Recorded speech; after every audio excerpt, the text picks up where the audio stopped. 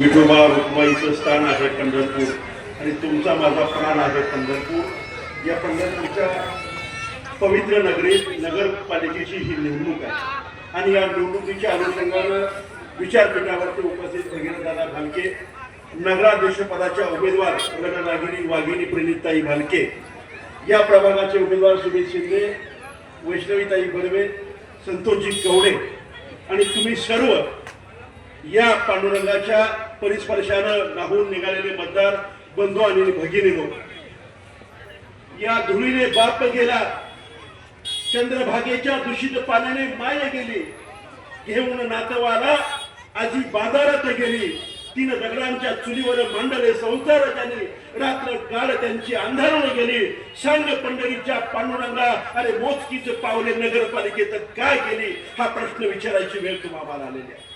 बंधूंनो, पंढरपूर हे महाराष्ट्राचं काळीज असणारं पंढरपूर आज बकाल पंढरपूर म्हणून तुम्ही आम्ही बघतोय। धुळीचं पंढरपूर, गोळीबाराचं पंढरपूर, या पंढरपूर मधला आरोग्याचा प्रश्न आहे, इथला शिक्षणाचा प्रश्न आहे, इथल्या सर्वसामान्य माणसाच्या जगण्याचा प्रश्न आहे आणि या सगळ्यात महत्वाचा प्रश्न तुमच्या माझ्या रोजीरोटीचा प्रश्न आहे, कॉरिडॉरचा प्रश्न आहे आणि या प्रश्नाचं एकच उत्तर आहे प्रणिता भालके। आणि म्हणून या निवडणुकीत तुम्हाला काय करायचं आहे बंधूंनो, या पंढरीच्या पांडुरंगाच्या परिपर्शामध्ये हजारो वर्षाचा इतिहास तुमच्या या दुकानाला आहे, तुमच्या संसाराला आहे, या बांधकामाला आहे। अनेक कुटुंब तुमची पिढ्या इथं वास्तव्य करणारी कुटुंब आहे। कुणी तुळशीच्या माळा विकतय, कुणी बुक्का विकतय, कुणी कुंकू विकतय, कुणी आपला चिरमुरा मेवा पुडा विकतोय आणि अशा माणसांच्या वरती काम करणाऱ्या लोकांच्या वरती उद्ध्वस्त करण्याचं काम कोण करायला लागलंय, हा प्रश्न तुमच्या समोर मी उभा करतोय बंधूंनो। ज्या माणसानं विठ्ठलाच्या सानिध्यात पवित्र तत्वाचं काम केलं, या परिसराला उद्ध्वस्त करून पंढरपूरचा विकास होणार आहे का?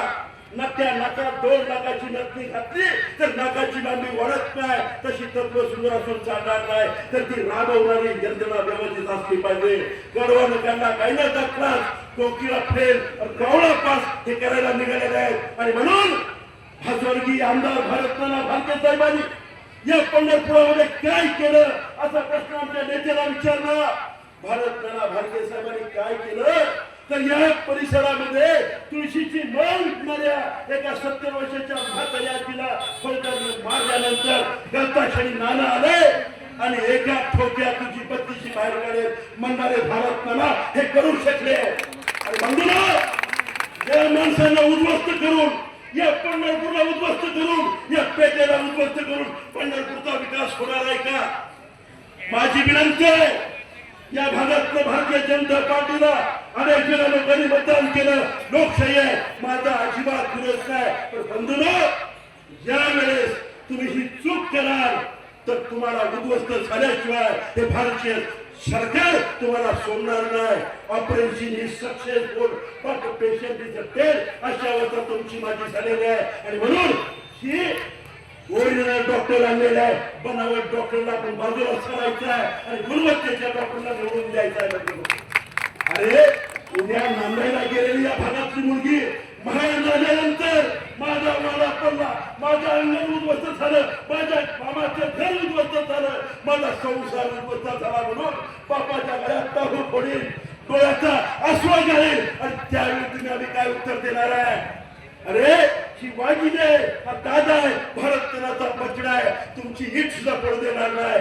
आमच्यासारखे कार्यकर्ते आमच्या छातावरती गोळ्या घेतील, पण त्या मंदिरामध्ये असा अन्याय होऊ देणार नाही, कारण या पंढरपूरला मोठं पावित्र्य आहे, या पंढरपूरच्या तीरावरनं सामाजिक परिवर्तन झालेले आहे। आणि म्हणून पंढरपूर वासियांना माझी कळकळीची विनंती आहे, बा विठोबा, तुझ्या दाराच्या माणसाला वाचवण्याची सद्बुद्धी या मतदारांना तू दे, कारण तुझं पावित्र्य जपण्याचं काम या मतदारांनी पिढ्या या व्यावसायिकांनी केलेलं आहे। आणि म्हणून येणाऱ्या निवडणुकीला या सगळ्या मतदारांनी तुम्हाला विनंती करतो, रिक्षा चिन्हाला निवडून द्यावं, पंडितताई भालकेला नगराध्यक्ष करावं आणि पंढरपूरचा चेहरा मोहरा बदलल्याशिवाय राहणार नाही एवढी शाश्वती देतो। बाप पांडुरंगा, तुमच्या मनाला किती विरवावे शब्दांचे मुळे तुझ्या गुणवत्तेचे पोवाडे यातील महाराष्ट्रातले हे पोवाडे यामुळं या महाराष्ट्रातल्या सर्व आध्यात्मिक लोकांची ही राजधानी पंढरपूर व्यवस्थित राहिली पाहिजे एवढंच अभिवादन तुम्हाला करतो आणि आपलं पवित्र मतदान या पंढरपूरला वाचवण्यासाठी या परिसराला वाचवण्यासाठी हा कॉरिडॉर तुमच्या मुळारूप केला कॉरिडॉर रद्द करण्यासाठी रिक्षा चिन्हाला द्यावं. धन्यवाद.